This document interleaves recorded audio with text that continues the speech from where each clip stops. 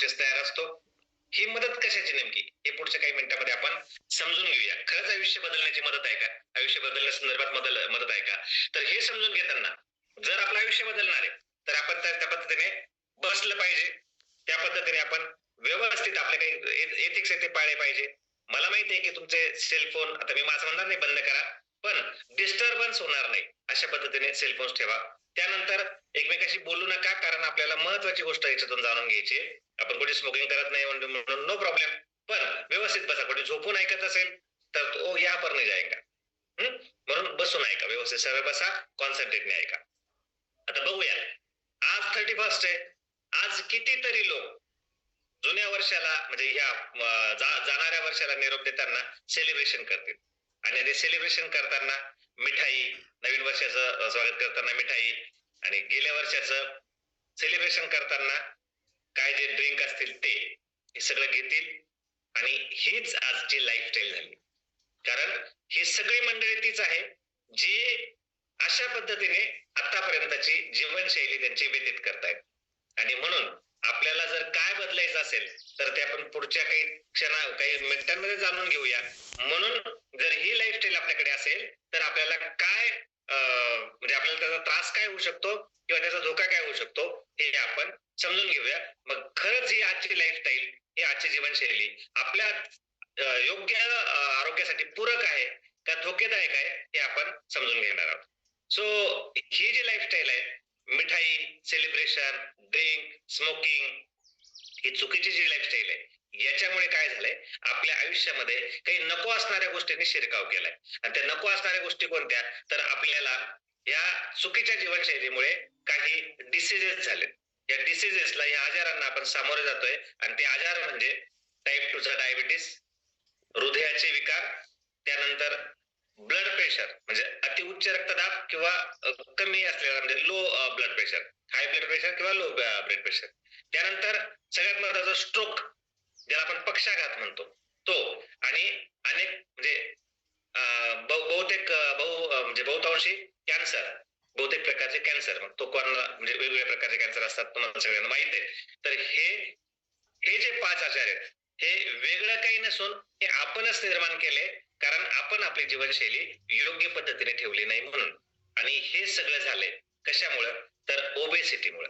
Obesity म्हणजे ज्याला म्हणजे एपिडेमिक म्हणतात, ग्लोबल एपिडेमिक असं म्हणतात. कोणी ते याच्यावर स्क्रॅच करू नका, मोबाईल पासून दूर राहा.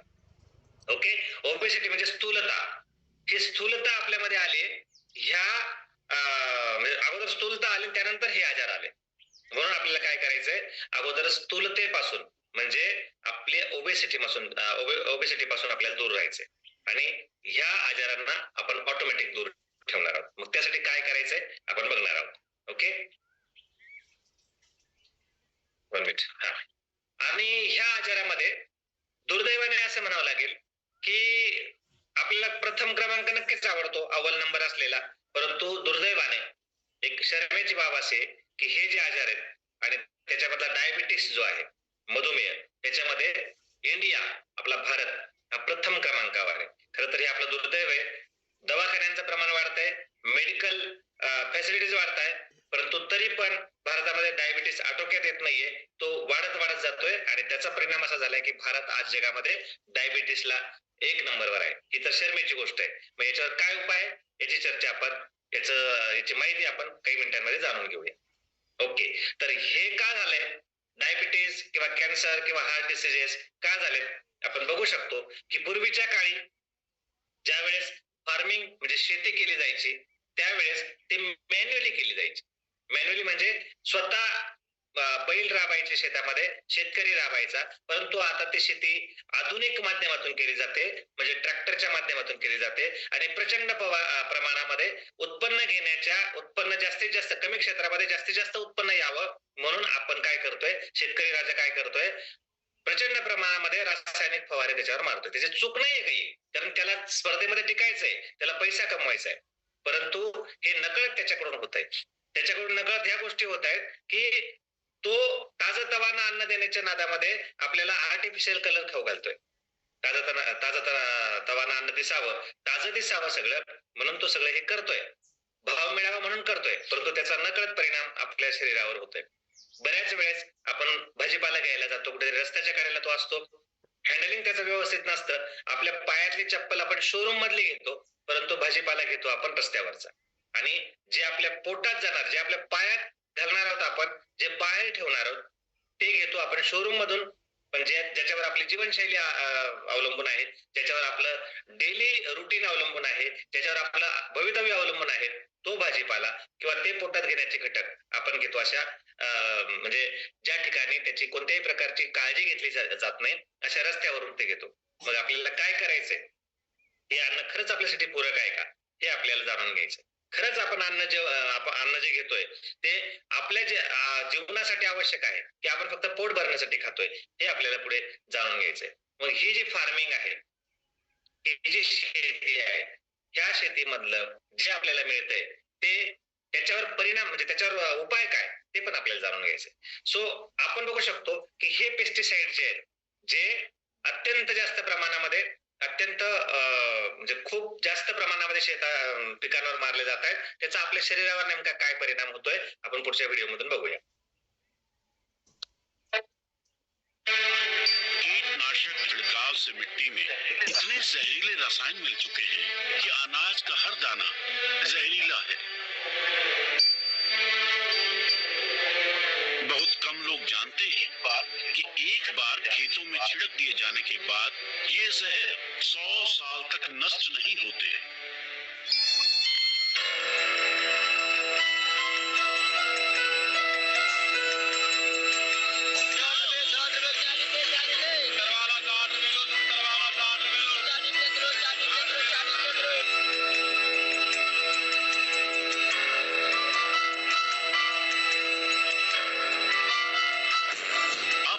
सब्जियों को चाहे जितना धो लें, जहर आपके पेट में पहुंच ही जाएगा।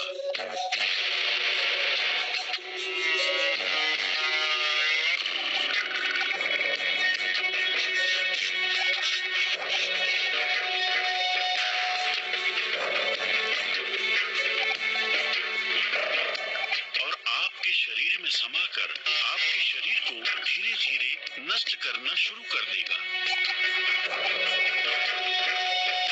डॉक्टर बीडी बनर्जी इन जहरीले कीटनाशकों पर 2 दशकों से भी लंबे समय से रिसर्च कर रहे हैं।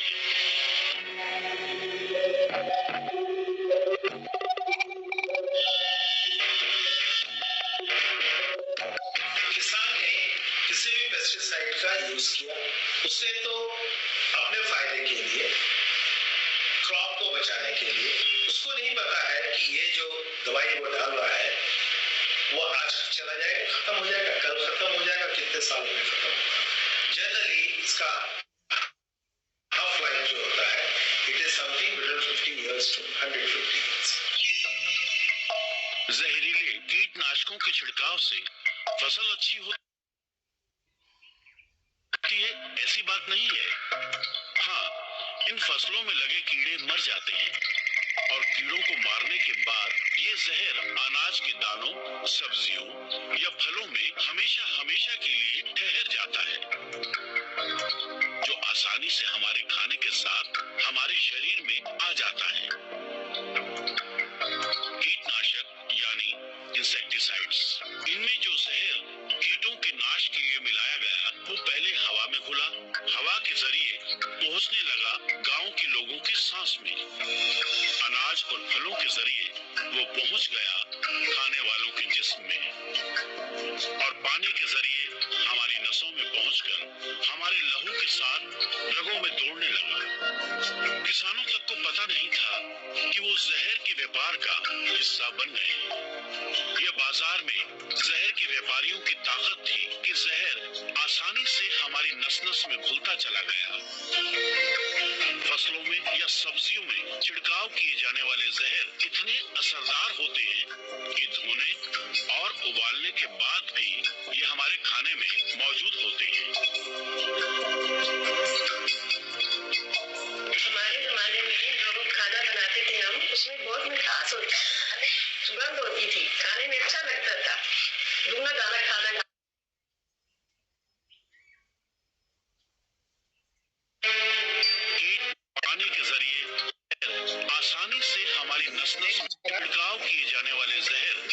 असरदार होते हैं कि धोने ओके ओके दिसते sir yes yes clear clear तर आपण बघितला तो व्हिडिओ त्याच्यामध्ये असं म्हटलं त्या आजी की हमारे जमाने में जो खाने में जो घटक थे किंवा जो बात थी वो अब कहा त्याचं कारण असं आहे की त्या पूर्वीच्या काळामध्ये ज्या वेळेस हे सगळं तेच शेतकरी तेच होते शेती पण तीच होती पण लोकसंख्या नियंत्रणात होती आणि त्याच्यामुळे जेवढा अन्न पिकायचं तेवढं पुरेसं होतं आता ते तसं नाहीये आणि म्हणून उत्पन्न जास्त घेण्याच्या नात्यामध्ये हे सगळं आपण आपल्या पोटामध्ये घेतोय जे आपले जे घटक आहेत आपण जे घेतोय तर ते अशा प्रकारे आपल्या उत्पन्न जास्त घेण्याच्या नादामध्ये आपण नको त्या गोष्टी आपल्या पोटामध्ये घेतोय आणि म्हणून ही लाईफस्टाईल म्हणून हे आजार आपल्यामध्ये येत आहेत. मग यासाठी याच्यावर उपाय काय? मग जर आपल्याला याच्यातून बाहेर पडायचं असेल या दुष्ट चक्रामधून आपली सोडवणूक करून घ्यायचं असेल तर आपल्याला काही उपाय करणं गरजेचे आणि ते उपाय म्हणजे आपण सकस संतुलित आहार घेतला पाहिजे जो हा आहे ओके आपण घेतोय ज्यांनी घेतला नसेल त्यांनी आपल्या कोचला विचारा. आपण एक्सरसाइज केली पाहिजे जे आपण करून घेतो आपल्या कॉलवर. त्यानंतर स्ट्रेस मॅनेजमेंट म्हणजे आपलं ताणतणाव जे आहे रोजच्या कामामधून येणारा ताणतणाव पैसे पाहिजे घरच्या गरजा पूर्ण झाल्या पाहिजेत या सगळ्या गोष्टींमधून मुलाचं शिक्षण झालं पाहिजे मुलीचं लग्न झालं पाहिजे या सगळ्या गोष्टींच्यामुळे आपल्या मनावर येणारा ताणतणाव हा आपण दूर केला पाहिजे. पुरेशी झोप आपण घेतली पाहिजे आणि सगळ्यात महत्वाची गोष्ट आपण सोशलाइज झालं पाहिजे. आपण सोशलाइज होणं फार गरजेचं आहे. सोशलाइजचा अर्थ असा की आपण समाजामध्ये मिक्स झालं पाहिजे. समाजाच्या घटकांसोबत आपण बोललं पाहिजे. आपल्याला मित्र पाहिजेत. मित्रमंडळी सोबत आपण चर्चा केली पाहिजे. पण ही मित्रमंडळी चांगली पाहिजे जी आपल्याला आधार देईल जी आपल्याला धीर देईल अशी पाहिजे. ओके हे करणं गरजेचं आहे. का करणं गरजेचं आहे? हे जर आपण केलं नाही तर आपलं जीवन आपली जीवनशैली कुठेतरी बिघडते आणि आपण शरण जातो या सगळ्या चुकीच्या जीवनशैलीला आणि कधीतरी नकळत आपल्याकडून चुकीचं पाऊल उचललं जातं आणि त्याचा वेगळा परिणाम आपल्या एकूण सगळ्या जीवनावर होतो. म्हणून आपण 5 पिलर्स ऑफ हेल्थ जीवनाचे जे आरोग्याचे 5 जे खांब आहेत ते हे आहेत हे आपण अंगीकारले पाहिजेत प्रयत्नपूर्वक. ओके आता याच्यामध्ये पहिला जो भाग आहे तो आहे बॅलन्स न्यूट्रिशन. बॅलन्स न्यूट्रिशन किंवा बॅलन्स डाएट म्हणजे काय? सकस संतुलित आहार म्हणजे काय? ज्या आहारामध्ये प्रोटीन विटॅमिन्स आणि मिनरल्स म्हणजे विटॅमिन्स आणि खनिजे कर्बोदके कार्बोहायड्रेट्स ज्याला म्हणतो इसेन्शियल फॅट्स फायबर आणि पाणी याचा योग्य प्रमाणामध्ये समावेश असेल तो आहार म्हणजे बॅलन्स डाएट. मग आपण आता विचार करूया की आपल्या आहारामध्ये रोज हे सगळं मिळतंय का आपल्याला की आपण फक्त ते छिडकाव केलेले किंवा शिंपडलेले किंवा ते फवारा केलेले केमिकल्स खातोय याचा आपण विचार केला पाहिजे. आणि मग आपण जर विचार केला तर आपल्या जेवणामध्ये रोज भाजीपाला जो असतो त्याच्यावर अनेक प्रकारचे रासायनिक फवारणी केलेली असते. त्यानंतर आपण मिल्क प्रॉडक्ट घेतो त्याच्यामध्ये खरंच प्रोटीन मिळतात का आपल्याला? ब्रेड जे घेतो त्याच्यामध्ये जे कार्बोहायड्रेट ते योग्य आहेत का? तर हे आपण घेतलं म्हणजे याचा आपण विचार केला पाहिजे. आणि आपल्याला आपल्या शरीराला जर प्रोटीन्स आवश्यक आहे विटॅमिन्स आणि मिनरल्स आवश्यक आहे कार्बोहायड्रेट्स आवश्यक आहे इसेन्शियल फॅट्स आवश्यक आहेत फायबर आवश्यक आहे तर हे आपल्याला कुठून मिळेल याचा आपण शोध घेतला पाहिजे प्रयत्नपूर्वक. आणि मग याच्यामुळे काय होते जे आपल्याला मिळतंय ते आपल्या शरीरासाठी अयोग्य आहे आणि जे आपल्याला मिळत नाहीये ते शरीरासाठी योग्य आहे.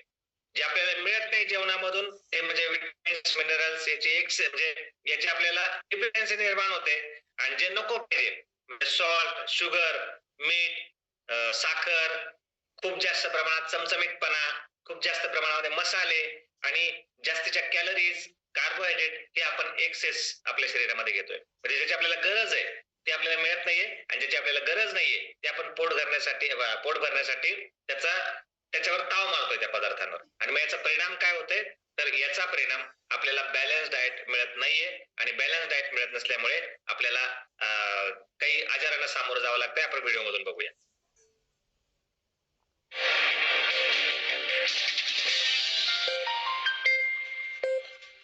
हम जिस खबर का विश्लेषण करेंगे वो आपके पूरे परिवार की सेहत से जुड़ी हुई खबर है। आपको जानकर हैरानी होगी कि आपके भोजन की थाली में से जरूरी पोषक तत्व गायब होते जा रहे हैं।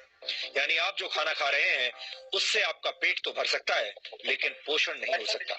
नेशनल इंस्टीट्यूट ऑफ न्यूट्रिशन ने इसी वर्ष एक फूड कॉम्पोजिशन टेबल तैयार किया है जिसके आधार पर इंडियन डायटिक एसोसिएशन यानी आईडीए ने भारतीय थाली से जुड़ा एक रिसर्च किया।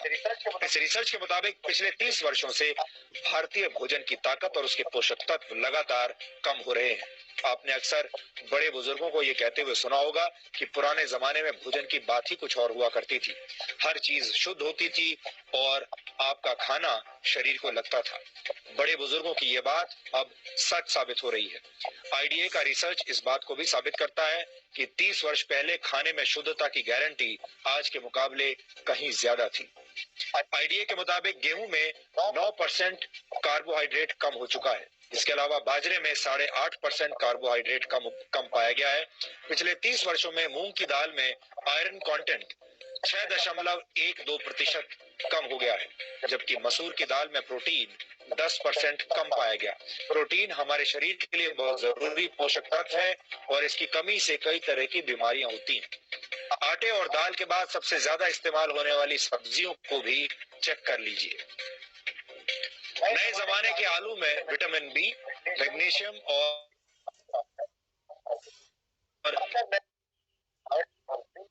जिंक की मात्रा पहले से कम पाई गई है। टमाटर में विटामिन बी, आयरन और जिंक की मात्रा में 66 से 73% तक की कमी देखी गई।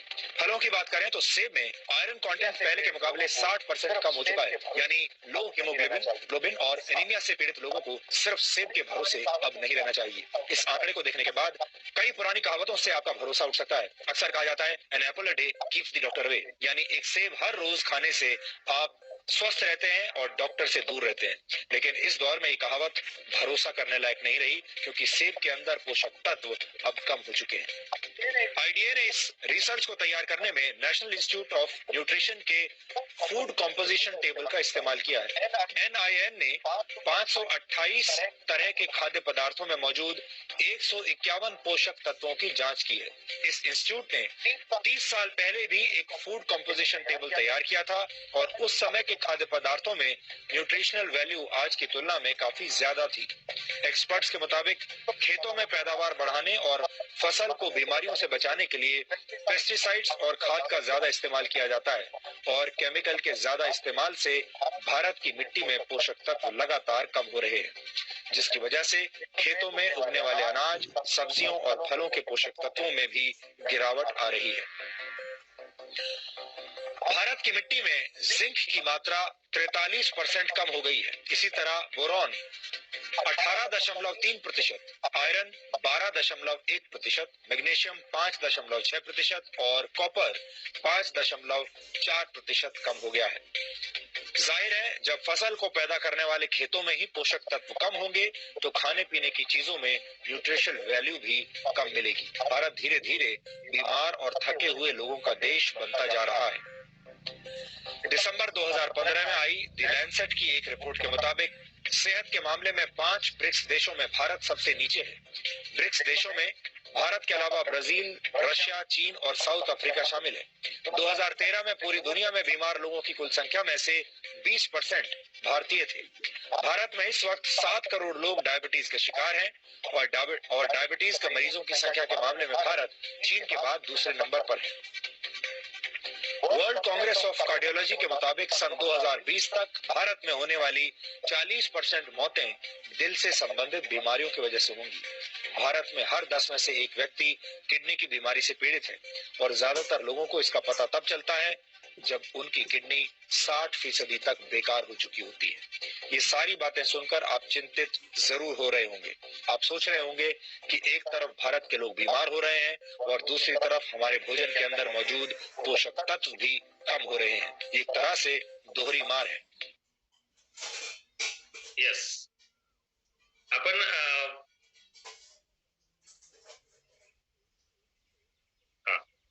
तर आपण बघितलं की दोन्हीकडून आपल्याला म्हणजे एका बाजूने हाड एका बाजूने वीर जेवायचंच नाही का, हे जर आपल्याला मिळतच नाहीये जे आपल्याला पाहिजे, आपण आता रिपोर्ट बघितला आणि हा रिपोर्ट 10 वर्षापूर्वीचा आहे, 2015चा. त्यानंतर आता 10 वर्ष उलटलेत. जर समजा आपण 1 नंबरला डायबिटीस मध्ये जगात 1 नंबरला आहोत, आज परिस्थिती काय आहे? आणि जर असंच आपण म्हणजे त्यांनी सांगितलं की भारत एक बीमार लोगों का देश बनते जा रहा है. जर आपण अशाच पद्धतीने आपल्या देशामध्ये अशीच लोकसंख्या जर अशाच पद्धतीने खूप जास्त रोगी होत गेली, तर आपण जगावर जे अधिराज्य करण्याचं स्वप्न बघतोय त्या स्वप्नाचं नेमकं काय? आणि म्हणून आपण एक प्रश्न आज मावळत्या सूर्याला साक्षी ठेवून करायचा आहे की आपण खरंच स्लिम आहोत की आपण फॅट आहोत, आपण फिट आहोत की आपण फॅट आहोत. बऱ्याच लोकांचा असा गैरसमज असतो की नाही मी एकदम ओके, नो प्रॉब्लेम, मला काहीच नाही होते. काही होण्याची वाट बघू नका. ओव्हरवेट म्हणजे काय? ज्याचं वेट त्याच्या नॉर्मल वेट पेक्षा थोडंसं जास्त आहे. परंतु फॅट किंवा ओबेसिटी म्हणजे काय? जर नॉर्मल लेवलला आपली चरबी असेल त्याच्यापेक्षा खूप जास्त आपल्यामध्ये चरबी असेल तर आपण ओबेसिटी म्हणजे स्थूलता याच्याकडे जात असतो. आणि म्हणून आपल्याला आजच आपलं आयडियल वेट कसं काढायचं त्याचं गणित माहित पाहिजे, त्याचं सूत्र माहित पाहिजे. आणि आयडियल वेटवर जर आपण असू तर ती चांगली गोष्ट आहे, परंतु आयडियल वेटवर जर नसू तर आपण आपल्या कोचला संपर्क करायचा आहे आणि त्याच्यासाठी पुढच्या नवीन वर्षामध्ये संकल्प करून आपण स्लिम होणार आहोत, फिट होणार आहोत. मग आयडियल वेट कसं करायचं? जेवढी तुमची म्हणजे जेवढं तुमचा उंची असेल त्याच्यातून 100 वजा करायचे पुरुषांनी, जे उत्तर येईल ते त्या व्यक्तीचं आयडियल वेट. हे आपण नंतर बघणार आहोत. परंतु त्याच्यामध्ये सगळ्यात महत्वाची गोष्ट की आपल्याला जर हे फॅट आपल्यामध्ये एक्सेस झालं तर आपल्याला प्रॉब्लेम काय येतो? तर आपल्याला खूप जास्त थकवा येतो. आपण जसं त्या व्हिडिओमध्ये सांगितलं की हार्ट डिसीजला आपण सामोरे जातो, हृदयाच्या आजारांना. आणि मग हृदयाच्या आजारांना जेव्हा सामोरे जातो त्यावेळेस आपल्याला खूप जास्त सफरिंग करावं लागतं. आणि हाय ब्लड प्रेशर, हाय कोलेस्ट्रॉल, जॉईंट पेन म्हणजे आपले सांधे दुखतात, त्यानंतर डायबिटीसच्या मार्गावर आपण असतो. आणि हे सगळं होतं, हे सगळ्या गोष्टी आपल्याला फक्त एक ओबेसिटी आपल्या शरीरामध्ये देते. आणि म्हणून आपल्याला आपण ओबेस आहोत, आपण स्थूल आहोत किंवा आपण आयडियल वेटवर आहोत हे जर आपल्याला जाणून घ्यायचं असेल तर पुरुषांनी आपल्या उंचीमधून 100 सेंटीमीटर वजा करायचे. जे उत्तर येईल ते त्या व्यक्तीचं आयडियल वेट, ते जाणून घ्यायचंय आणि मग काट्यावर उभं राहायचंय. आणि मग समजायचं की अरे बापरे, मी खरंच चांगला व्यवस्थित आहे का, किंवा मी खरंच माझं वजन चांगलं आहे का. आणि स्त्रियांनी 105 वजा करायचे त्यांच्या उंचीच्या सेंटीमीटर मधून. जे उत्तर येईल ते त्या व्यक्तीचं आयडियल वेट, त्या स्त्रीचं आयडियल वेट.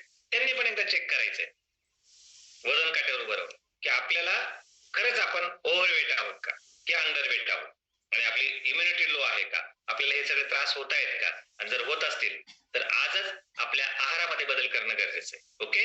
यानंतर हे सिग्नल म्हणजे हे आपण बघतोय, जर आपल्याला एक म्हणजे माझ्या डाव्या हाताची अगोदरची जर आकृती पाहिजे असेल तर ती आहे आयडियल बॉडी, ज्याच्यामध्ये मसल्सचं प्रमाण जास्त आहे, ताकदीचं प्रमाण जास्त आहे. आणि दुसरी आहे फॅट डेव्हलप बॉडी, याच्यामध्ये चरबीचं प्रमाण जास्त आहे. मग आपण ठरवायचंय की आपल्याला चरबी घेऊन जगायचंय की आपल्याला मसल्स घेऊन जगायचंय. आणि मग मसल्स घेऊन जगायचं असेल, जास्त दीर्घायुष्य व्हायचं असेल तर आपल्याला काय करावं लागेल, त्याचं उत्तर या सेशन मधून आपल्याला मिळणार आहे.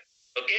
या फॅट मध्ये ट्रंक फॅट, व्हिजरल फॅट आणि मसलचं प्रमाण कमी असतं फॅटमुळे, आणि म्हणून व्हिजरल फॅट पोटाजवळचा भाग ते आपल्याला काढून टाकायचे. ते कसे काढायचे त्यासाठी तुमचे कोच तुम्हाला मदत करतील. आणि जर समजा हे फॅट असेच वाढत गेले तर त्याचा परिणाम असा होतो की आपली जी चरबी, फॅट म्हणजे चरबी, ते आपल्या रक्तवाहिनीमध्ये वाढत जाते, ते ब्लॉक तयार करते. आणि मग ब्लॉक तयार झाला की म्हणजे रक्ताच्या वहनाला अडथळा निर्माण होतो. आणि रक्ताचं वहन, रक्ताचा पुरवठा जर आपल्या मेंदूपर्यंत झाला नाही तर आपल्याला स्ट्रोक, ज्याला पक्षाघात म्हणतो आपण, तो पक्षाघात आपल्याला होतो. आणि जर समजा हृदयाला रक्त पुरवठा झाला नाही तर आपल्याला हार्ट अटॅक येतो. आणि म्हणून आपल्याला तो जो प्लाक आहे, त्याला जो ब्लॉक म्हणतो आपण, तो ब्लॉक काढायचा आहे, तो चरबीचा ब्लॉक आहे, तो कसा काढायचा याचं उत्तर तुमचे कोच तुम्हाला देतील. या व्हिडिओ मधून पण तुम्हाला त्याची जानकारी माहिती मिळू शकते. म्हणून आपल्याला हार्ट अटॅकच्या बाबतीमध्ये, आपल्याला स्ट्रोकच्या बाबतीमध्ये जागरूक राहणं गरजेचं आहे. त्याचं मूळ कारण आपल्याला म्हणजे शोधून घेणं गरजेचं आहे. त्याचं मूळ कारण आहे आपल्या शरीरामध्ये वाढणारी चरबी, जी की आपल्या रक्तवाहिनीमध्ये वाढते. आणि मग ती रक्तवाहिनीमधली चरबी आपल्याला काढायची, त्याचा मंत्र आजच्या सेशन मधून आपल्याला मिळणार आहे. आणि हे नुसतं पुरुषांनाच नाही किंवा स्त्रियांनाच नाही किंवा प्रौढांनाच नाही, तर याचा त्रास होतोय लहान मुलांना सुद्धा. कारण लहान मुलांची जीवनशैली बदलली. लहान मुलांना आज आपण बघतोय की लहान मुलं घराच्या बाहेर खेळायला जात नाहीत, ते व्हिडिओ गेम खेळतायत. त्यांच्या हातामध्ये आपण आपला इडियट बॉक्स दिलाय, ज्याला मोबाईल म्हणतो आपण, तो देऊन टाकलाय. लहान बाळ रडत असलं की त्याला आई मोबाईल देऊन टाकते आणि स्वतःची सुटका करून घेते. आणि त्याच्यामुळे झालं असंय की त्याला तो ओबेसिटीचा शिकार झालाय. ते लहान मूल ओबेस होत गेलंय. व्हिडिओ गेम्स, त्यानंतर आपण आपल्या मुलांची तुलना दुसऱ्याशी करायला लागलोय. त्याला बघ किती मार्क्स मिळाले, तुला का नाही, तुला काय कमी आहे, असं आपण त्याला पुन्हा पुन्हा पुन्हा पुन्हा पुन्हा पुन्हा आपण सांगत असतो. आणि त्याच्यामुळे त्याच्या जीवनामध्ये नकळत स्ट्रेस उत्पन्न करत असतो आपण त्याची तुलना केल्यामुळे. आणि म्हणून सुद्धा त्याला ओबेसिटीला सामोरं जावं लागतं. त्यानंतर त्याला आपण 2 मिनिट में तयार होने वाली मॅगी त्याच्या ताटात देतोय, फास्ट फूड त्याच्या ताटामध्ये देतोय. त्याच्यामध्ये त्याच्या ताटामध्ये आपण जे म्हणजे फेरीवाल्याचं जे अन्न आहे, म्हणजे जे आपण चायनीज फूड म्हणतो, ते त्याला देतोय. लगेच तयार होणार फूड त्याला देतोय. लगेच आपण बघणार, आपण टीव्हीवर ज्याच्या जाहिराती बघतो ते अन्न त्याला उपलब्ध करून देतोय. आणि या सगळ्या फास्ट फूडचा, त्यानंतर टीव्ही रिकमेंडेड फूडचा, जे ओव्हर ऑइली आहे त्या अन्नाचा त्याच्या शरीरावर परिणाम होतोय. आणि आपलं लहान लेकरू हे ओबेसिटीचा शिकार झाल्यानंतर मग आपल्या लक्षात येतंय की अरे मी काय करून बसलो, पण तोपर्यंत वेळ निघून गेलेली असते. म्हणून आपल्याला पुढची पिढी पण वाचवायची. त्यासाठी काय करायचंय त्याचं उत्तर या सेशन मधून मिळणार आहे.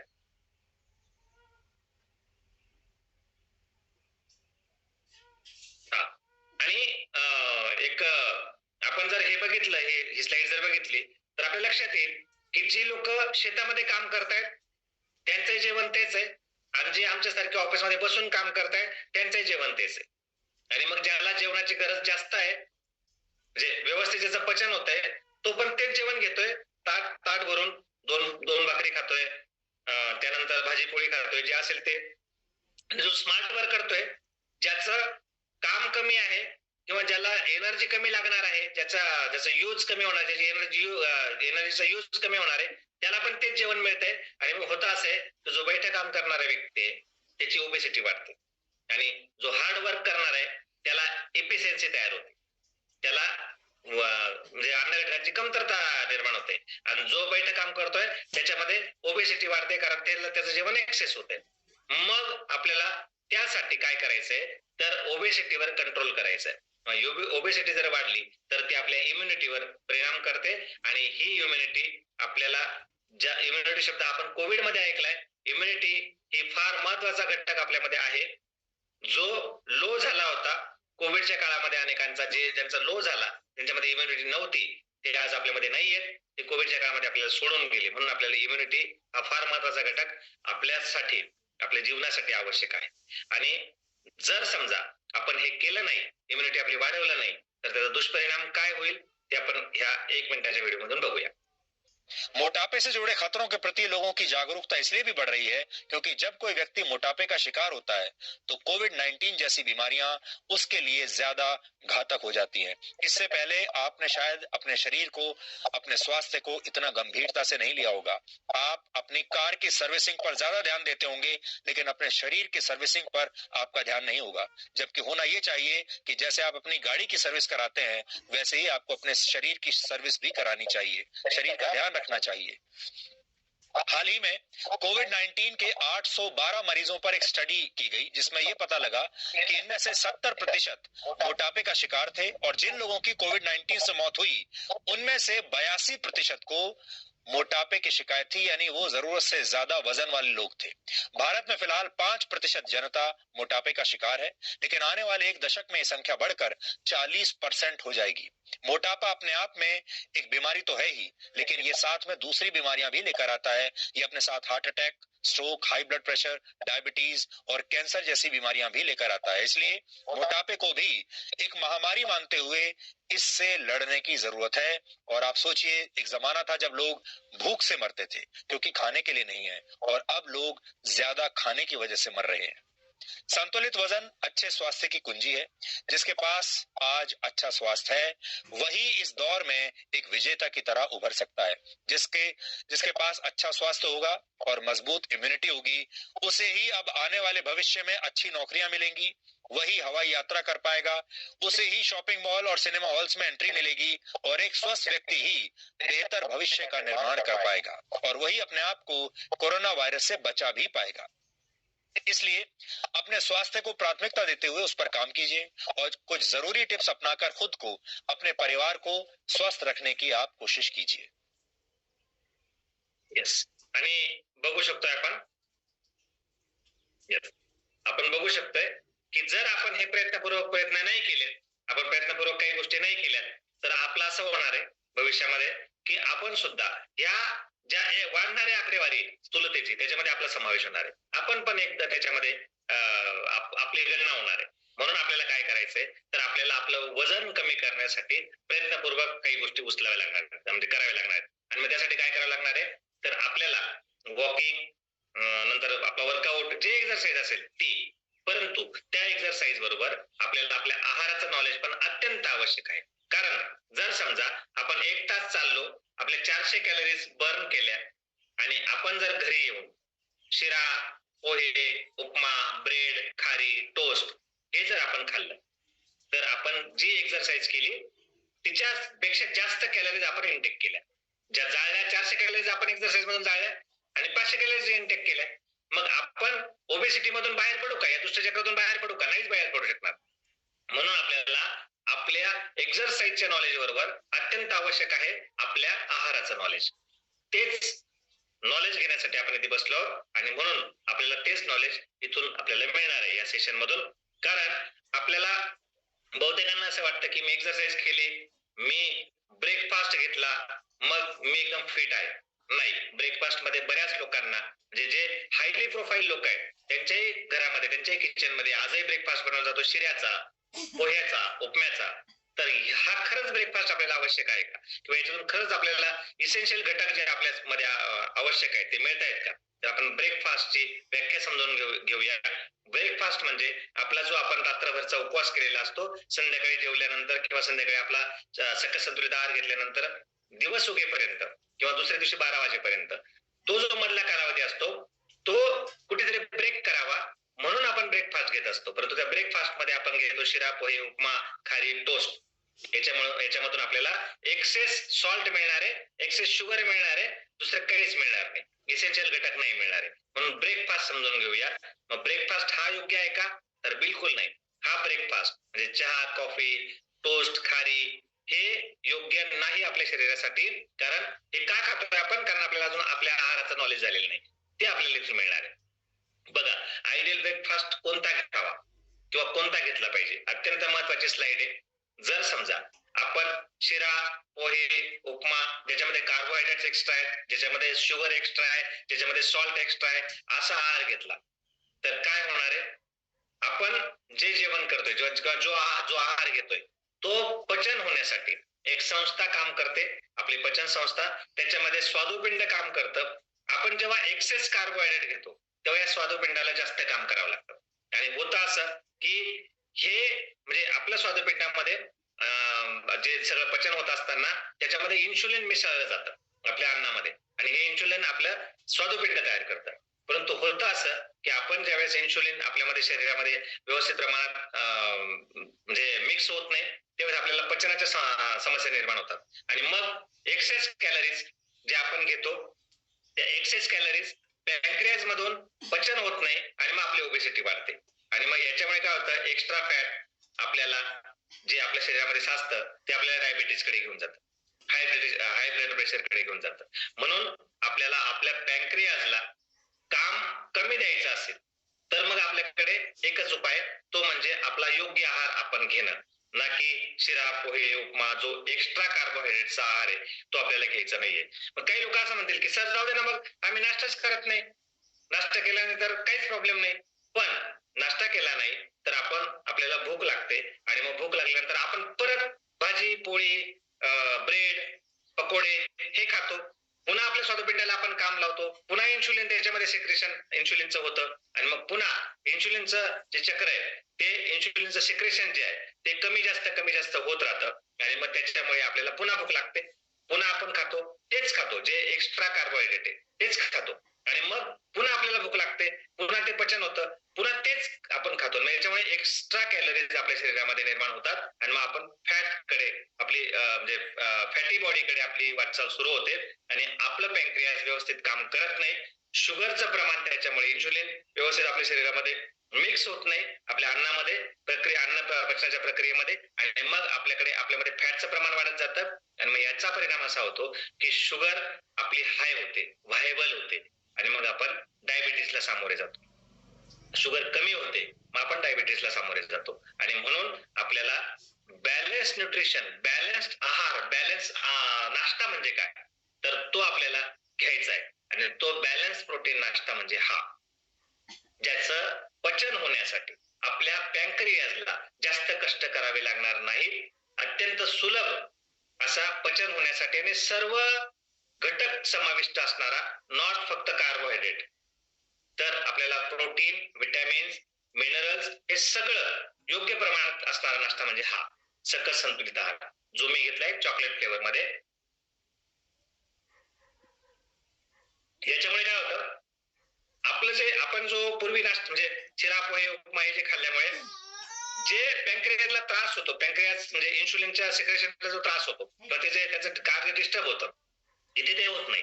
इथे काय होतं आपण सकाळी नाश्ता केला, शुगर लेवल मेंटेन राहिली कारण हे पचण्यासाठी आपल्याला वेळ लागत नाही, खूप जास्त त्रास होत नाही, पॅन्क्रियाजला त्रास होत नाही आणि मग त्याच्यामुळे इन्शुलिन लेवल जी आहे ती व्हायबल होत नाही आणि मग त्याच्यामुळे ब्लड शुगरची लेवल आपली नॉर्मल असते आणि नॉर्मल असल्यामुळे आपण ओबेसिटीकडे आपली वाटचाल होत नाही. मग आपलं ओबेसिटी कंट्रोलमध्ये राहते किंवा आपली ओबेसिटी ही कमी होते, आपलं स्थूलता कमी होते आणि म्हणून आपलं विजरल फॅट, पोटावरची चरबी पण कमी होते. याच्यामुळे एक्स्ट्रा फॅट रिड्युसिंग म्हणजे एक्स्ट्रा फॅट जे आहे ते रिड्यूस होतं आणि मग आपल्याला आपलं हाय ब्लड प्रेशर, आपला टाईप 2चा डायबिटीस याचा धोका टळतो. म्हणून आपण हा आहार घेतला पाहिजे जो की जगातला 1 नंबरचा आहार. म्हणून प्रोटीन बेस्ड जो नाश्ता आहे तो आपण केला पाहिजे, जो म्हणजे आपण जो रोज करतो आपलं न्यूट्रिशन जे आपण घेतोय ते हे आयडियल ब्रेकफास्ट आहे. माझी सगळ्यांना रिक्वेस्ट आहे की तोच ब्रेकफास्ट आपण याच्या पुढे घेऊया आणि जर समजा आपण हा ब्रेकफास्ट घेतला नाही, आपण पुन्हा कार्बोहायड्रेट्स जास्त असलेला ब्रेकफास्ट घेतला तर एक वेळेस असं होणार आहे की आपल्याला फार जास्त गोळ्या खाव्या लागणार आहेत, जे की आपल्या शरीरासाठी, किडनीसाठी, आपल्या ओव्हरऑल फंक्शनसाठी, शरीराच्या फंक्शनसाठी अत्यंत धोकादायक आहेत. म्हणून आपण ठरवायचं की नवीन वर्षामध्ये आपल्याला गोळ्या खाऊन जगायचंय की आपल्याला सकस आहार घेऊन आपलं जीवन व्यतीत करायचंय, आपल्याला जीवन काढायचंय की आपल्याला जीवन जगायचंय. हे 2 चॉईस तुमच्या समोर आहेत आणि म्हणून एक्सेस प्रमाणामध्ये औषधी घ्यायची की सकस संतुलित आहार घेऊन औषध मुक्त जीवन जगायचंय ते आपण ठरवायचंय. कारण आपण बऱ्याच वेळेस ज्या नको त्या गोष्टी आहेत त्या टाकतो कचरा कुंडीमध्ये. मग तसंच आवश्यक असलेल्या गोष्टी, आवश्यक नसलेल्या गोष्टी म्हणजे एक्सेस असलेला कार्बोहायड्रेट्स, एक्सेस असलेले शुगर, एक्सेस असलेल्या म्हणजे नको त्या ज्या गोष्टी आपल्या शरीराला नको पाहिजे त्या आपण टाकतो आपल्या शरीरामध्ये आणि हे सगळे टाकून आपण आपल्या शरीराची कचरा कुंडी करायची की सकस संतुलित आहारासारखा प्रसाद घेऊन आपल्या शरीराला आपल्याला मंदिर बनवायचं ते आपण ठरवायचं. माझी सगळ्यांना रिक्वेस्ट आहे की नवीन वर्षामध्ये आपण आपल्या शरीराला मंदिर बनवूया, त्याच्यामध्ये हा प्रसाद टाकूया. हा प्रसाद जगातला 1 नंबरचा प्रसाद आहे. तुम्ही जर गुगलला सर्च केलं number 1 nutrition in the world तर आपण जो घेतोय त्याचं नाव येणार आहे. म्हणून आपल्याला प्रसाद द्यायचा आहे शरीरासाठी, ना की आपल्याला कचरा कुंडी करायची आपल्या शरीराची. हे आपल्यावर अवलंबून आहे. नवीन वर्षात ते करूया. आणि सगळ्यात महत्वाची गोष्ट, तुम्हाला नवीन वर्षासाठी या सगळ्या गोष्टींसाठी आपल्याला खूप साऱ्या शुभेच्छा, नवीन जगण्यासाठी खूप साऱ्या शुभेच्छा. कारण आपण ज्या ठिकाणी राहतो ते आपण ज्या ठिकाणी राहतो ते आपलं घर म्हणजे मालेगावला आहे, नाशिकला आहे असं नाही, तर आपण या ठिकाणी राहतो आपल्या शरीरामध्ये, हे आपलं घर आहे. हे पवित्र ठेवायचं, याचं मंदिर आपल्याला बनवायचं की याची कचराकुंडी बनवायची हे आपल्यावर अवलंबून आहे. आणि मी ठरवलंय, आमच्या सगळ्या कोचेसने ठरवलंय, इथे असणाऱ्या प्रत्येक व्यक्तीने ठरवलंय, अजून ज्यांनी ठरवलं असेल त्यांनी ठरवण्याची वेळ आहे.